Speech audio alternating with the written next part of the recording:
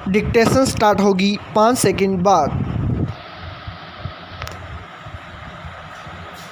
Yes, धरती के प्राणियों एवं वनस्पतियों को स्वस्थ व जीवित रहने के लिए हमारे पर्यावरण का स्वच्छ रहना अति आवश्यक है, किंतु मानव द्वारा स्वार्थ सिद्धि हेतु प्रकृति का इस प्रकार से दोहन किया जा रहा है कि हमारा पर्यावरण दूषित हो चला है।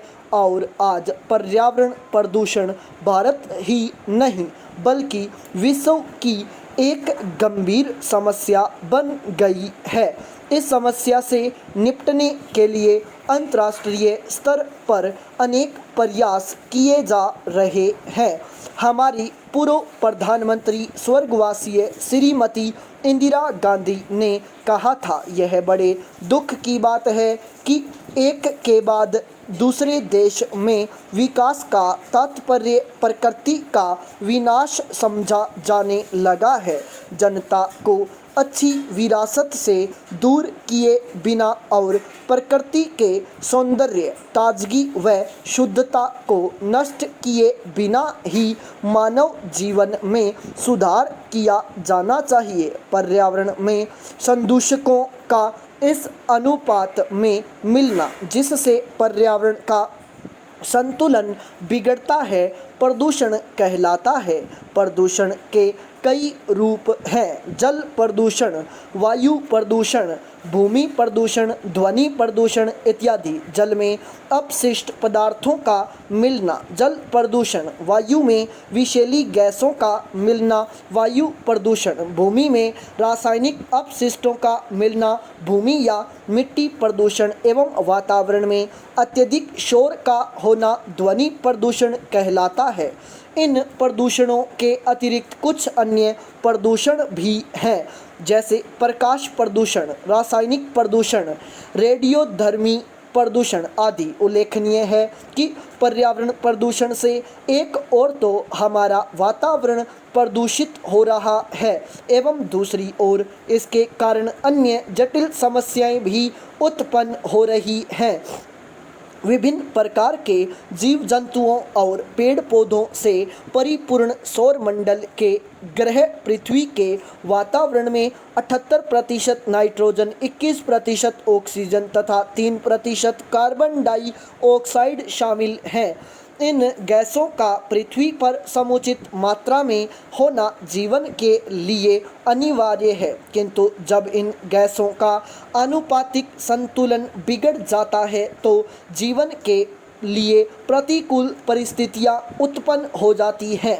विश्व में आई औद्योगिक क्रांति के बाद से ही प्राकृतिक संसाधनों का दोहन शुरू हो गया था, जो 19वीं एवं 20वीं शताब्दी में अपने चरम पर रहा। कुपरिणाम स्वरूप पृथ्वी पर गैसों का आनुपातिक संतुलन बिगड़ गया, जिससे विश्व की जलवायु पर प्रतिकूल प्रभाव पड़ा एवं प्रदूषण का स्तर इतना अधिक बढ़ गया कि यह अनेक जानलेवा बीमारियों का कारक बन गया। आज मानव गतिविधियों के दुष्परिणाम स्वरूप हमारे वातावरण में प्रत्येक वर्ष 30 अरब टन कार्बन डाइऑक्साइड गैस छोड़ी जा रही है। विश्व स्वास्थ्य संगठन की एक रिपोर्ट के अनुसार विश्व में प्रत्येक वर्ष लगभग 13 लाख लोग केवल शहरी आउटडोर वायु प्रदूषण के कारण और लगभग 2 लाख लोग इनडोर प्रदूषण के कारण अपनी जान गंवा देते हैं।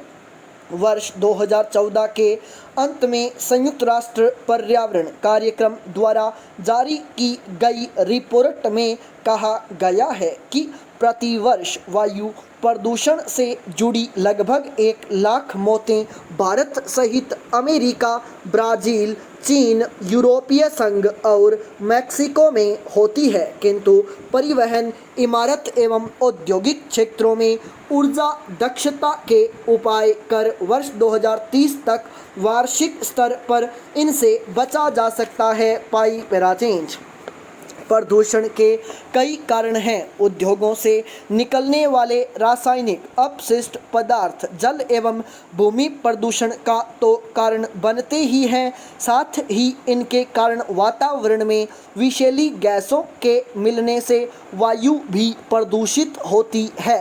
मनुष्य ने अपने लाभ के लिए जंगलों की तेजी से कटाई की है। जंगल के पेड़ प्राकृतिक रूप से प्रदूषण नियंत्रण का काम करते हैं।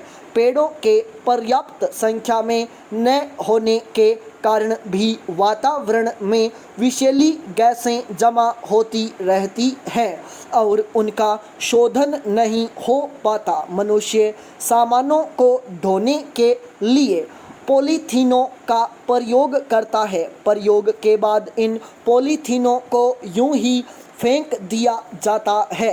ये पॉलीथीनें नालियों को अवरुद्ध कर देती है, जिसके फलस्वरूप पानी एक जगह जमा होकर प्रदूषित होता रहता है। इसके अतिरिक्त ये पॉलीथीनें भूमि में मिलकर उसकी उर्वरा शक्ति को भी कम कर देती हैं। प्रौद्योगिकी में प्रगति के साथ ही मनुष्य की मशीनों पर निर्भरता बढ़ी है।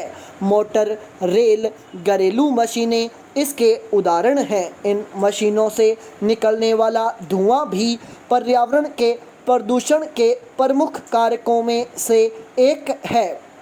बढ़ती जनसंख्या को भोजन उपलब्ध करवाने के लिए खेतों में रासायनिक उर्वरकों के प्रयोग में वृद्धि हुई है। इसके कारण भूमि की उर्वरा शक्ति का ह्रास हुआ है। रासायनिक एवं चमड़े के उद्योगों के अपशिष्टों को नदियों में बहा दिया जाता है।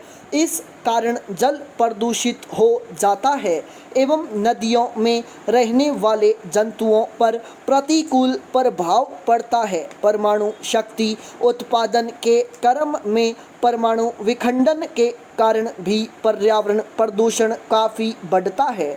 विश्व के महान वैज्ञानिक स्टीफन हॉकिंग ने इसकी जगह परमाणु संलयन को विकल्प बताते हुए कहा है, हम एक व्यावहारिक शक्ति स्रोत बनने हेतु परमाणु संलयन चाहते हैं। यह प्रदूषण या ग्लोबल वार्मिंग के बिना ऊर्जा की बड़ी आपूर्ति प्रदान करेगा। पर्यावरण प्रदूषण के कई दुष्परिणाम सामने आए हैं। इसका सर्वाधिक प्रतिकूल प्रभाव मानव के स्वास्थ्य पर पड़ा है। आज मनुष्य का शरीर अनेक बीमारियों से घर बनता जा रहा है। खेतों में रासायनिक उर्वरकों के माध्यम से उत्पादित खाद्य पदार्थ स्वास्थ्य के दृष्टिकोण से सही नहीं है।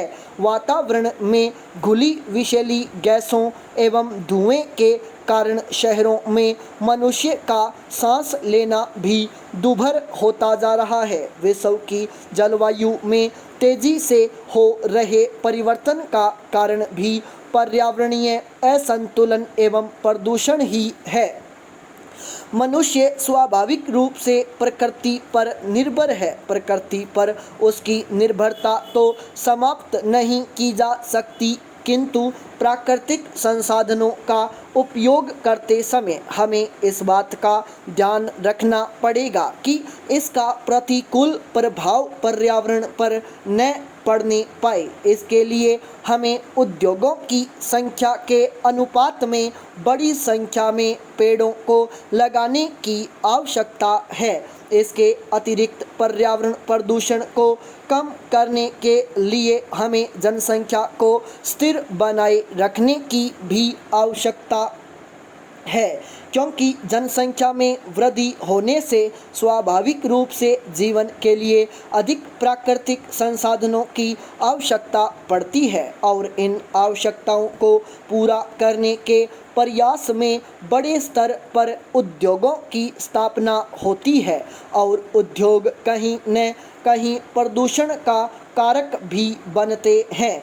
यदि हम चाहते हैं कि प्रदूषण कम हो एवं पर्यावरण की सुरक्षा के साथ साथ संतुलित विकास भी हो, तो इसके लिए हमें नवीन प्रौद्योगिकी का प्रयोग करना होगा। प्राकृतिक संसाधनों की सुरक्षा तब ही संभव है जब हम इनका उपयुक्त प्रयोग करें। हमारे पूर्व राष्ट्रपति APJ अब्दुल कलाम ने कहा है, हमें विज्ञान और प्रौद्योगिकी के अनुप्रयोग के माध्यम से पानी, ऊर्जा, निवास स्थान, कचरा प्रबंधन और पर्यावरण के क्षेत्रों में पृथ्वी द्वारा झेली जाने वाली समस्या को दूर करने के लिए काम करना चाहिए। स्टॉप।